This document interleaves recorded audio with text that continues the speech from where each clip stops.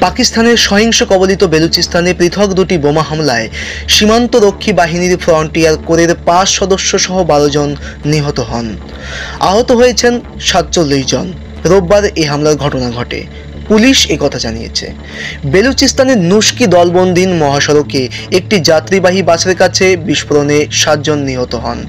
আহত হয়েছেন ৩৫ জন। তবে ঠিক কী ধরনের হামলা হয়েছে তা তাৎক্ষণিক নিশ্চিত করতে পারেনি কর্তৃপক্ষ।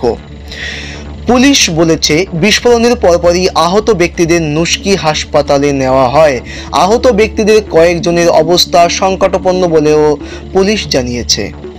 হাসপাতাল কর্তৃপক্ষ জানিয়েছে, পরিস্থিতি নিয়ন্ত্রণে মিরগুল খান নাসির টিচিং হাসপাতালে জরুরি পরিষেবার ব্যবস্থা করা হয়েছে। এছাড়া পুলিশ জানিয়েছে, আহত ব্যক্তিদের হেলিকপ্টারে করে কোয়েটার স্থানান্তরিত করা হচ্ছে। হামলার পর ঘটনাস্থল ঘিরে রেখেছেন নিরাপত্তা বাহিনীর সদস্যরা।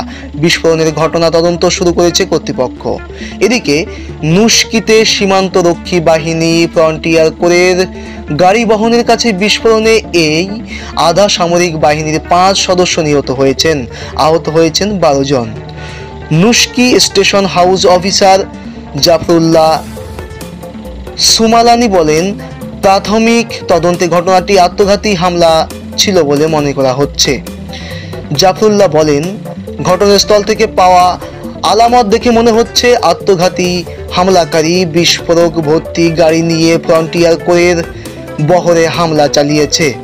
এ হামলার নিন্দা জানিয়েছে বেলুচিস্তানের প্রাদেশিক সরকার। এক বিবৃতিতে সরকারের মুখপাত্র শাহিদ রিন্দ বলেন, শত্রুরা দেশকে অস্থিতিশীল করার চেষ্টা করছে, কিন্তু সন্ত্রাসের মাধ্যমে জনগণের মনোবল দুর্বল করা যাবে না। বেলুচিস্তানে সম্প্রতি সহিংসতা ব্যাপকভাবে বেড়েছে। বিচ্ছিন্নতাবাদী সংগঠন বালুচ লিবারেশন আর্মির BLA সদস্যরা গত মঙ্গলবার জাফর এক্সপ্রেস ট্রেনে হামলা চালায়। তারা রেল লাইন উড়িয়ে দিয়ে ট্রেনের ৪৪০ জন যাত্রীকে জিম্মি করেন।